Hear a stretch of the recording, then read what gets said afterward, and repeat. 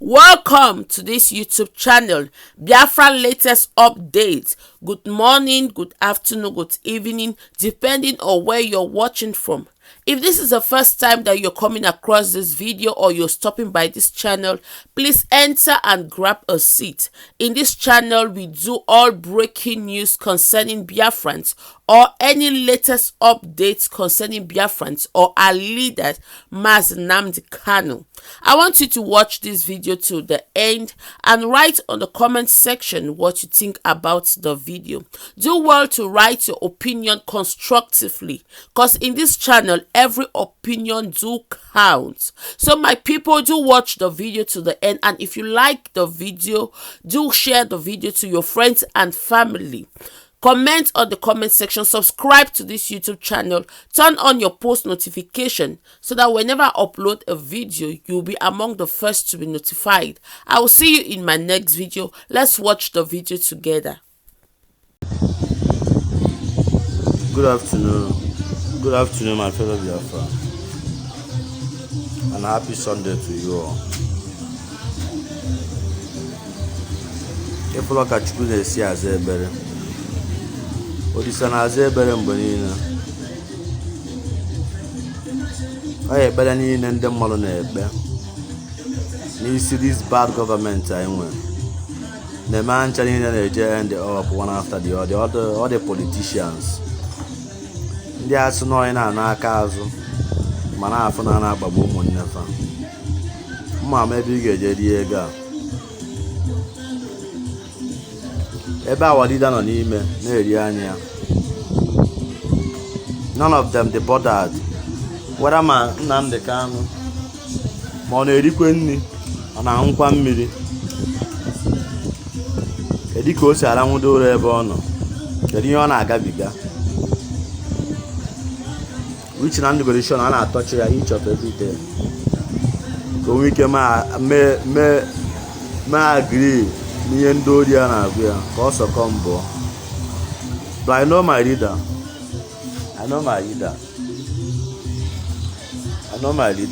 Enweghị ike ikwete nwụrụ ndị a.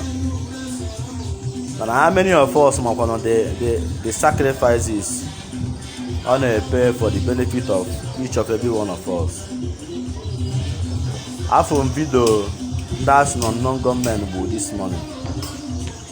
Ma nke were phone ka o je kpọọ ndị ọ chọrọ ịkpọ. Nyenwa ma ndị ọ chọrọ ịkpọ eji gbarisie ya ụbụrụ. Ọ mmadụ ibe anyị ka ha bụ, mana a sị na ọ ga-afọchatasị aka mgbọ na-eje atụ nwa enwe n'isi. Ifere ebe ụmụ ọma bịara ịbịa zie ozi na ọ dị ya na-akwachi anya, ọsọ gị nwere phone. May their soul rest in peace. For the remaining ones ndị na-achọba ime admit na ọ ejirigo. Ebere m na each of every one of you bụ politicians. Unu nchasị nọ isoro ndị ori a na-eke ego anyị na-agba n'aba ka anyị na-ata afụ.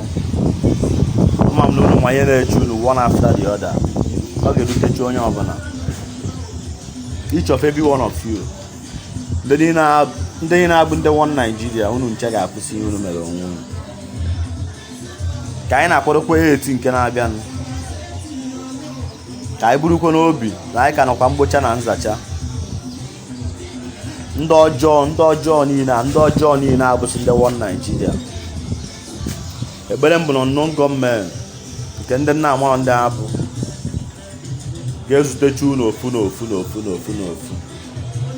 All the eastern governors niile. Ọkwa nke agbọrọ ụzọ dị njọ nke na-eyi pampas. Ka m nọ ya gbọrọ Abakari jezo. The same stupid Abakari na-abịa egbusi innocent Biafrans ga-enwere ife eme ya. Governor of Imo State gbọrọ ya jezo n'ime ezote ya. But I should tell you all you need to know. Adịbi nnọọ ofu onye bụ onye Igbo bụ onye asị gbara nkata ma ọ nara bribe a n'azụ na-abụrụ Abakari. Onye ọbụla mana by na asef na o shibegoro ọdụ n'imi.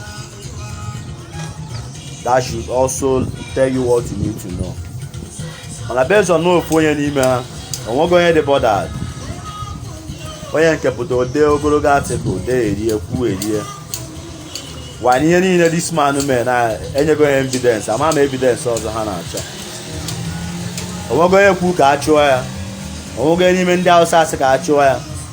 Onwego n'ime ndị Fulani sị ka a chụọ ya ka ejide ya ma ọ ka ha ndị Yoruba ndị a. Ọ bụ innocent person Maazị Nnamdi Kanu. Onye Kenya gọọmenti ga-kidnap ọ. Extradite here to Nigeria. None of us may ebe ọ nọ. Ọ na-ata afụfụ n'ime.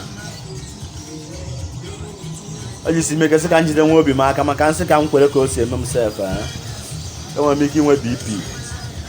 Maka abịa m na-ajụ onwe m ajụjụ. Onye akwa mmadụ ka ọ na-erikwe nri, ọ na-aṅụkwa mmiri, ọ na-asakwa alụ, a na-apụ di ya ka arụ jụọ ya oyi. Aga na-akụ ya ma ihe, aga na subject ya to every hard thing ma ya bụ na ọ sọkọmbụ. Ka o nwee ike sọkọmbụ, maka ama na afụ bụ onye dịka ya, onwe onye dịka ya. Agụsị ya agụọ few people a na-agbọsị afa ha. Àñģréry Bìàfréàñ, former governor of Anambra State. Chukwuemeka Eze-Ife, our lawyer. Na few people other may powerful and Simon Eba. Ndị a na-abụkwa ndị gọọmenti na-achọkwa ka a ga-esi wee nweta nwa access to them, all those na-abụ na gọọmenti. Ndị terrorist anyị nwere asị gọọmenti. So ozi na-eze nwere ihe ọzọ na ma ọ bụrụ ka a na-akwadokwere ndị Eastern Governors a, ka a na-akwadoro ha. Onwe nwere information na a ga-esi nweta ha, ka a na-akwadoro ha, maka na ndị anyị na-need ka edere itisi ha ncha niile, so that ndị a na-agba anyị mgba ga-ama na anyị dị serious na ya amago ndị bụ nsogbu anyị na anyị adịgo ready for them.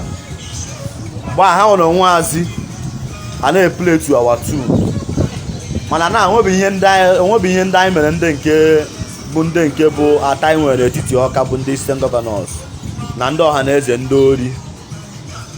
Ha nwa ga-asị na ndị adịrọ serious. Mere onye Aboki, onye Hausa jipụta ịbịa gwa anyị na Youth Biafra na Africa World. Ata m ya ụta, ọ bụghị fault ya. Ọ ma ihe ọ fụrụ wee kwuo.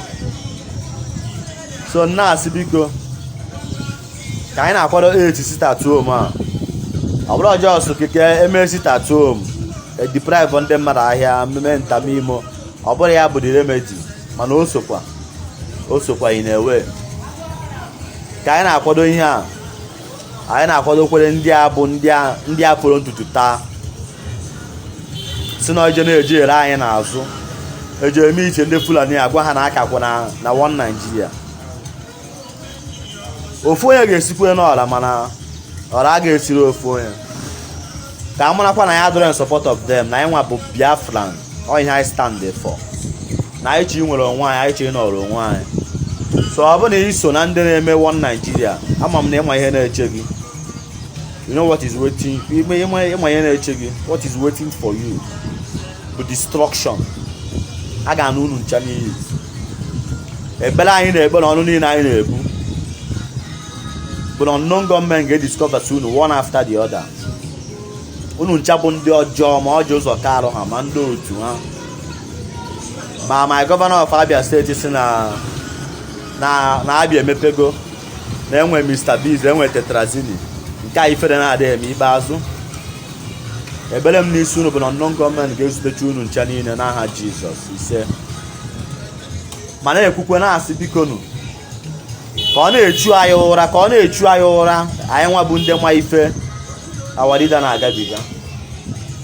Ka anyị na-akpa nkata ka a ga-esi gwa ndị a ka agbapụtara ya our leader. And ebere m bụkwa ka ọ bụkwa na onwe ya mere ya, because ọ bụ na onwe ya mere ya, nke a bụzi nke ewu na ọkụkọ ga-eji mara na obidogo na ọ dị anyị oke mkpa na ya ejiri ya egwu. No, na anyị gụrụ na sometime ka were na-eme exhibit their stupidity. mana ha na-efi na clever. All those Fulani ha na-efi na ha dị clever mana ọ nzuzu ka ha dị. Adị m blame our lawyers ga-ewere nwayọ mana a na-ewekwe nwayọ ka anyị makwa na ndị anyị na-abụ na-eme ihe eji ikwe nwayọ ka anyị na-akwadokwa nkwado anyị ga na-akwado na ma ọ bụrụ ka a na-ahazi ihe ọ bụrụ ihe ka a ga-agba afa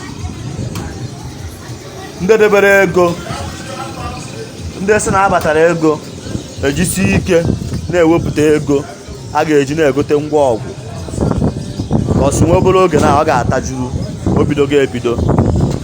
Daalụ no, bye bye.